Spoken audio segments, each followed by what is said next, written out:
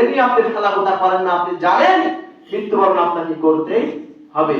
বন্ধুরা আমার, যদি আমাদেরকে মৃত্যুবরণ করতেই হয়, তাহলে আপনি আমি বর্তমান সময়ে যখন ফজরের সময় আযান হয়, আসসালাতু খায়রুম মিনান নাওম, ঘুমের থেকে সালাত উত্তম। আমরা কয়জন মসজিদে আসি, আমরা কয়জন সালাত আদায় করি? বন্ধুরা আমার, আপনি তো মৃত্যু থেকে যখন পলায়ন করবেন না, আপনি যদি মৃত্যু থেকে বাঁচতে তো পারবেন না, আপনি নিজেই বলছেন, তাহলে আপনি আল্লাহ রাব্বুল আলামিনের বিধান, আল্লাহ রাব্বুল আলামিন বলছেন আকিমুস সালাহ, আমরা সালাত কয়জন আদায় করি?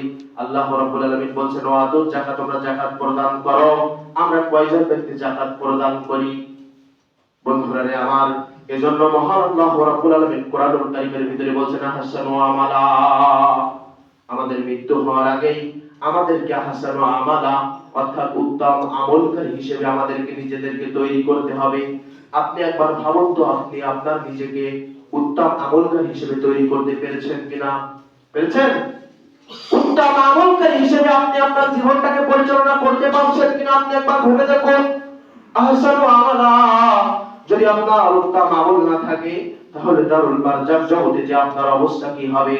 আপনি যে সন্তানের মোহে, যে দুনিয়ার মোহে পড়ে, যে কন্যা সন্তানকে ভালোবেসে দুনিয়াতে আপনি অট্টালিকা করছেন, অট্টালিকা করতে আমি আপনাকে নিষেধ করছি না, বাড়ি গাড়ি করছেন, বিজনেসম্যান হচ্ছেন, এক ভাই আরেক ভাইয়ের জমি ফাঁকি দিয়ে খাচ্ছেন, এক ভাই বোনের জমি আত্মসাৎ করে নিচ্ছেন। বন্ধুরা আমার, দুনিয়াতে এক ভাই হয়ে আরেক ভাইকে খুন করছেন, দুনিয়াতে এক ভাই হয়ে আরেক ভাইয়ের উপরে জুলুম নির্যাতন করছেন। এই জুলুম নির্যাতন করার পরেও আপনি যে ধন সম্পদ করলেন, যে অর্থ সম্পদ গড়ে উঠালেন, যে অর্থ সম্পদ আপনি জমা করলেন, এই সম্পদ কি আপনি আপনার সঙ্গে নিয়ে যেতে পারবেন? পারবেন না। কারণ আল্লাহ রাব্বুল আলামিন কোরআনুল কারীমের ভিতরে বলছেন কুল্লু নাফসিন যায়িকাতুল মাউত, প্রত্যেক প্রাণীকে মৃত্যুর স্বাদ গ্রহণ করা লাগবে, প্রত্যেক প্রাণীকে মৃত্যুর স্বাদ গ্রহণ করা লাগবে। হোক সে কোটিপতি বিজনেসম্যান, আর হোক সে রাস্তার একজন নিম্ন শ্রেণীর মানুষ, হোক সে ভ্যান চালক, গাড়ি চালক। বন্ধুরা আমার, প্রত্যেকটা ব্যক্তিকে মৃত্যুর স্বাদ গ্রহণ করা লাগবেই লাগবে। যদি মৃত্যুর স্বাদ আমাদেরকে গ্রহণ করতে হয়, তাহলে কি আমরা শুধরাতে পারবো না? আমরা কি মৃত্যুর আগে আহসানু আমালা উত্তম আমলকারী হতে পারবো না? বন্ধুরা আমার, যদি আপনি উত্তম আমলকারী না হয়ে দুনিয়া থেকে বিদায় নিয়ে যান, তাহলে আপনার পরিণতিটা কি হবে, আপনার অবস্থাটা কি হবে আপনি একবার ভেবে দেখুন। আল্লাহ রাব্বুল আলামিন বান্দাবান্দীদেরকে, আল্লাহ রাব্বুল আলামিন বান্দাবান্দীদের জন্য দুইটা জায়গা নির্ধারণ করে রেখেছেন। যদি বান্দাবান্দী যদি দুনিয়াতে ভালো পথে চলে, যদি দুনিয়াতে আল্লাহ রাব্বুল আলামিনের দাসত্ব করে, যদি দুনিয়াতে আল্লাহ রাব্বুল আলামিনের কথা, আল্লাহ রাব্বুল আলামিনের কথাকে তারা জীবনে, তাদের জীবনে বাস্তবায়ন করে, তারা যদি কোরআন অনুযায়ী জীবন যাপন করে, রব্বুল আলামিন তাদের জন্য মৃত্যুর পরে যে জায়গাটি প্রস্তুত করে রেখেছেন, ওই জায়গাটির নাম হলো জান্নাত। আর দুনিয়াতে যদি কোনো ব্যক্তি খারাপ কাজ করে মৃত্যুবরণ করে, আল্লাহ রাব্বুল আলামিনের যেগুলো নিষিদ্ধ কথা, আল্লাহ রাব্বুল আলামিন যেগুলো নিষেধ করেছেন, যে বান্দা সুদ খেও না, বান্দা হারাম কাজ করো না, যদি আপনি আমি সেই হারাম কাজ করে যদি দুনিয়া থেকে বিদায় নেই, তাহলে রব্বুল আলামিন আপনার আমার জন্য জায়গা তৈরি করে রেখেছেন দ্বিতীয় নম্বরে জাহান্নাম। আমরা কোন জায়গায় যেতে চাই? জান্নাতে যেতে চান? যদি জান্নাতে যেতে চান, তাহলে জান্নাতে যাওয়ার জন্য তো কিছু আমল করা দরকার বাপজান। কিন্তু বন্ধুরা আমার, সে আমল তো আমরা করছি না। আমাদেরকে ফিরে আসতে হবে, আমাকে আল্লাহ রাব্বুল আলামিনের পথে ফিরে আসতে হবে, আল্লাহ রাব্বুল আলামিনের দাসত্ব করতে হবে, রব্বুল আলামিনের ইবাদত করতে হবে, তবেই আমাদের আকাঙ্ক্ষিত কাঙ্ক্ষিত যে জায়গা জান্নাতের ভিতরে আমরা পৌঁছাতে পারবো ইনশাআল্লাহ। সম্মানিত উপস্থিতি, এইবার আসুন, যে সন্তানের জন্য আপনি অর্থ সম্পাদ করছেন, যে কন্যার জন্য আপনি অর্থ সম্পাদ করছেন, যে আদর্শ স্ত্রীর জন্য আপনি অর্থ সম্পাদ করে যাচ্ছেন, যেদিন আপনার মৃত্যু হবে, যেদিন মালাকুল মাউত ফেরেশতা আপনার রূহটাকে বের করে নিয়ে চলে যাবে, সেদিন আপনার এই খোলপা বডিটার আর কোনো মূল্য আসবে না। আসবে? বন্ধুরা আমার, তিন তলার উপর এসির রুমের ভিতরে যে ব্যক্তিটি বসবাস করত, যখন সে মৃত্যুবরণ করে, যখন তার রূহটা বেরিয়ে যায়, ওই তিন তলা থেকে তাকে নামিয়ে ওখানে নামিয়ে দেওয়া হয়। বললাম নাকি? আপনার পিতাকে আপনি ঘরে ওঠান নাই, আপনার মাকে আপনি ঘরে ওঠান নাই, আপনার বোনকে আপনি ঘরে ওঠান নাই, আপনার আদর্শ সোহাগের স্ত্রী অনেক পিতার আগে তার সন্তান চলে গেছে। আহা, সন্তানের প্রতি কি ভালোবাসা, সন্তানকে কি ভালোবাসে পিতা। রাত্রে যখন পিতা কাজকর্ম করে ফিরে সন্তানকে খাওয়ানোর জন্য পিতা অন্যায়ভাবে পিতা অনেক সময় টাকা পয়সা নিয়ে এসে সন্তানের মুখে দেয়, সন্তানকে খাওয়ায়। আদর্শ সোহাগের মা, যে মা সন্তানকে এত ভালোবাসে, সন্তানকে যত্ন এত নাই, যে সন্তানকে শীতের ভিতরেও যে সন্তানকে ওই ছোট্ট বালক অবস্থায় যখন সন্তান খাতার ভিতরে মলমূত্র ত্যাগ করে দেয়, তখন মা ওই ঠান্ডায় কাঁপতে কাঁপতে সন্তানের মলমূত্র পরিষ্কার পরিচ্ছন্নের জন্য ব্যস্ত হয়ে যায়। মারা সন্তানকে ভালোবাসে। এই মার আগে যখন সন্তান অ্যাক্সিডেন্ট হোক কিংবা দুর্ঘটনা হোক, আল্লাহ রাব্বুল আলামিনের ডাকে যখন সন্তান চলে যায়, ওই আদর্শ সোহাগের মা পর্যন্ত ওই সন্তানকে দুনিয়াতে রাখতে পারে না। পারে? ওই সন্তানকে মা দুনিয়াতে রাখতে পারে না।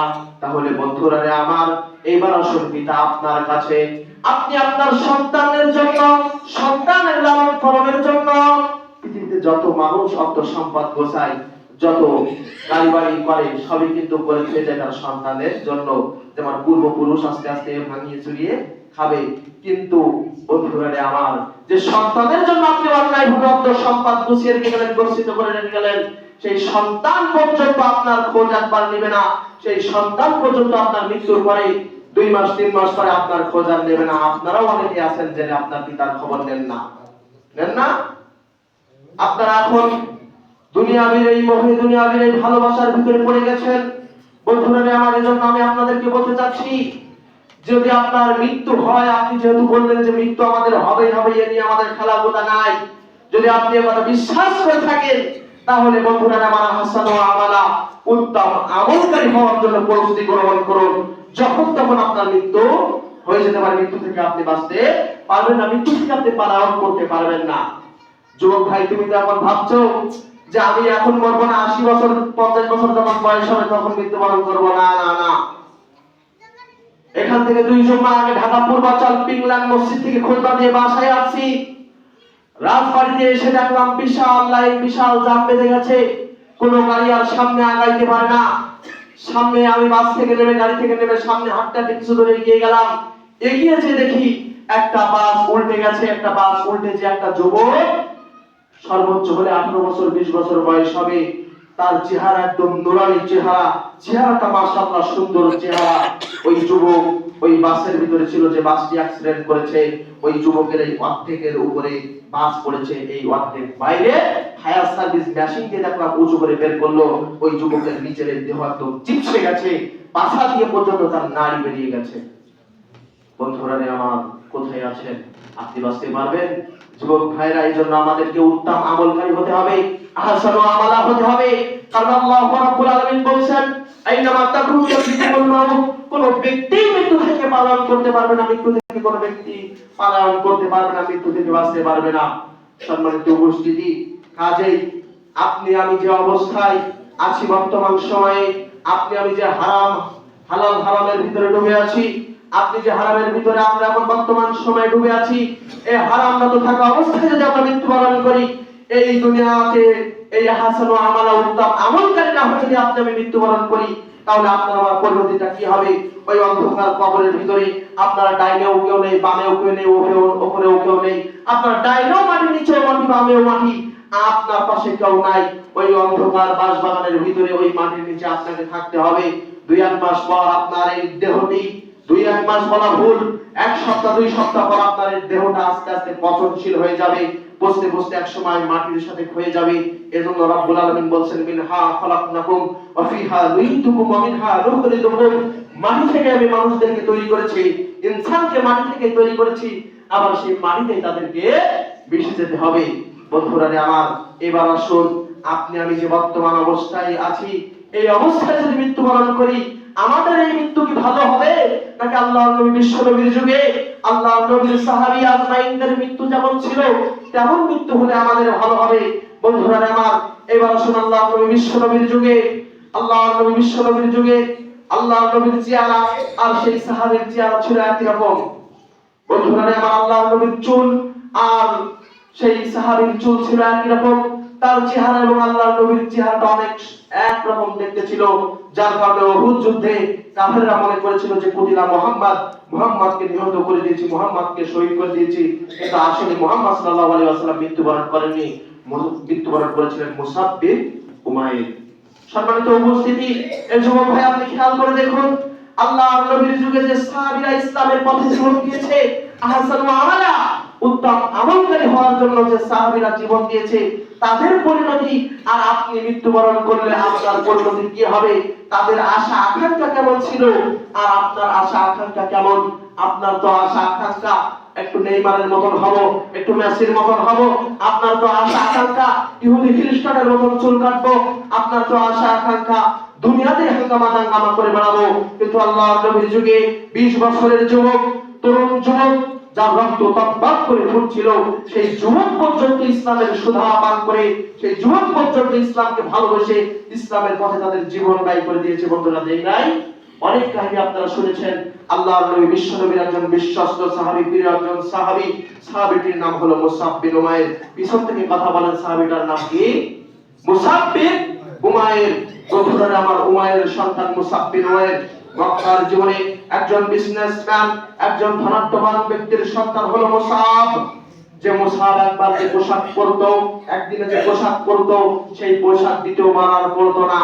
বন্ধুরা আমার, আল্লাহর নবীর সাহাবী মুসাব বিন উমাইর যে আতর, যে সুগন্ধি মেখে বাড়ি থেকে বাইর হতো, সেই সুগন্ধি যদি বাড়ি থেকে মেখে বাইর হতো, তাহলে গ্রাম মহল্লার মানুষ বুঝতে পারতো যে উমাইরের ছেলে মুসাব এবার দুনিয়া, এইবার এলাকার ভিতরে আসছে, এলাকার ভিতরে ঘুরছে। তার চলাফেরা, তার অর্থ সম্পদ এত পরিমাণে ছিল, ওই সময় যে সময় মানুষেরা না খেয়ে মরতো, সেই যুগের মক্কার সব থেকে ধনাঢ্যবান ব্যক্তির সন্তান হলো মুসাব। বন্ধুরা আমার, মুসাব বিন উমাইরের টাকা পয়সার অভাব নাই, ধন দৌলতের অভাব নাই। মুসাব বিন উমাইর যখন আল্লাহর নবীর ধর্ম, ইসলাম ধর্মের বাণী তার কানে এসে পৌঁছালো, মুসাব বিন উমাইর অনেক বড় ঘটনা, অনেক বড় একটি হাদিসের ঘটনা আমি সংক্ষেপে আপনাদেরকে বলার জন্য চেষ্টা করছি। সম্মানিত উপস্থিতি, আল্লাহর নবীর সাহাবী মুসাব বিন উমাইর যখন ইসলামের বাণীর কথা সে জানতে পারলো, শুনতে পেল, তখন আল্লাহর নবী বিশ্ব নবীর কাছে যে ইসলাম ধর্ম গ্রহণ করলো, বলুন সুবহানাল্লাহ। এই মুসাব বিন উমাইর আল্লাহর নবীর কাছে যে মুসাব বিন উমাইর আল্লাহর নবীর কাছে যে বলছে, হে মুহাম্মদ, হে নবী, আমি মুসাব বিন উমাইর আমার অর্থ সম্পদ সব ইসলামের জন্য কুরবান হয়ে যাক, আমার জীবন ইসলামের জন্য কুরবান হয়ে যাক, আপনি একটু আমাকে মুসলিম ধর্ম গ্রহণ করে দিন। আল্লাহর নবী বলছেন, মুসাব, এই মক্কার বাসিন্দাদের ভিতরে, এই মক্কা নগরীর ভিতরে, এ মুসাব, তোমার মতন চলাফেরা কেউ পারে না। এ মুসাব, তুমি যে পোশাক পরো, দ্বিতীয়বার সেই পোশাক আর কেউ তুমি আর পরো না। তুমি যে সেন্ট মেখে, যে সুগন্ধি মেখে বাড়ি থেকে বাইরে হয়ে যাও, ওই সেন্ট মাখলে গ্রাম মহল্লার মানুষ বুঝতে পারে তুমি যে সেন্ট মেখেছো, দামি উন্নত মানের সুগন্ধি মেখেছো। হে মুসাব, তুমি যদি ইসলাম ধর্ম গ্রহণ করো, তোমার বাড়ি থেকে তোমার উপরে জুলুম নির্যাতন আসতে পারে, তোমার পরিবার থেকে জুলুম নির্যাতন আসতে পারে। মুসাব বিন উমাইর যুবক সাহাবী মুসাব বিন উমাইর আল্লাহর নবীকে বলছেন, ও আল্লাহর নবী, আমার সমস্ত কিছু কুরবান হয়ে যাক, আমি সমস্ত কিছু ত্যাগ করে দিব, কিন্তু আমাকে ইসলাম ধর্ম গ্রহণ করিয়ে দিন, আমি আর ইসলাম ধর্ম থেকে বাইর হব না। কিসের আশায়? জান্নাতের আশায়। কিসের আশায়? জান্নাতের আশায়, পরকালে ভালো থাকার আশায় সমস্ত কিছু কুরবান করে দিতে রাজি। মুসাব বিন উমাইরকে আল্লাহর নবী ইসলাম ধর্ম গ্রহণ করে দিলেন। মুসাব বিন উমাইর ইসলাম ধর্ম গ্রহণ করলো। মুসাব বিন উমাইর ইসলাম ধর্মের ভিতরে ঢুকে গেল। মুসাব বিন উমাইর যখন ইসলাম ধর্ম গ্রহণ করে যে বাড়িতে যায়, বাড়িতে যে যখন তার পিতামাতাকে বলছে, মা, হে আমার মা, জনম দুঃখিনী মা, আমি ইসলাম ধর্ম গ্রহণ করেছি মা, হে পিতা।